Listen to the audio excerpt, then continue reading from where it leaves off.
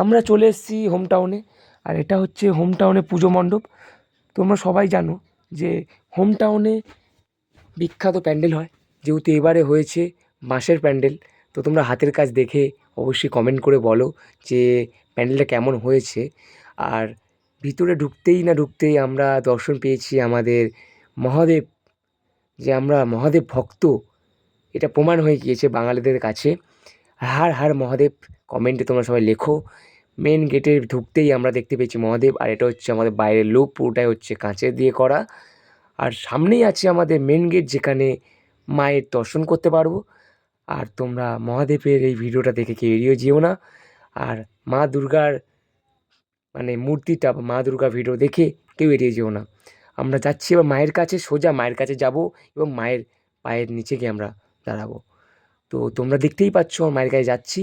আর দূর থেকে তোমরা দেখতেই পেয়েছো যে মায়ের লুকটা, তো মায়ের লুকটা আমাদের কাছে অসাধারণ লেগেছে। আর এটা হচ্ছে মায়ের যেখানে প্রতিষ্ঠা করা হয়েছে তার ভিতরের লুক, মানে কি বলবো, ফুল কাঁচ দিয়ে করা। কার কার ভালো লেগেছে অবশ্যই কমেন্টে বলো। যেহেতু আমার তো খুবই সুন্দর লেগেছে এই প্যান্ডেলটা। হোম টাউনের মধ্যে বহুদিন ধরে প্যান্ডেলটা হয়ে আসছে, বহুদিন ধরে পুজো হয়ে আসছে।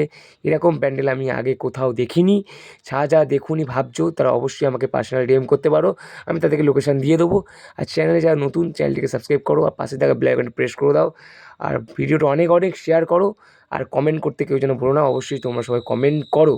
আর মায়ের প্রতিমাটা দেখে তোমরা আরও লাইক শেয়ার করো, এটা চাই। আর আমার ছবিটা দেখে তোমাদের কেমন লাগছে কমেন্ট করো।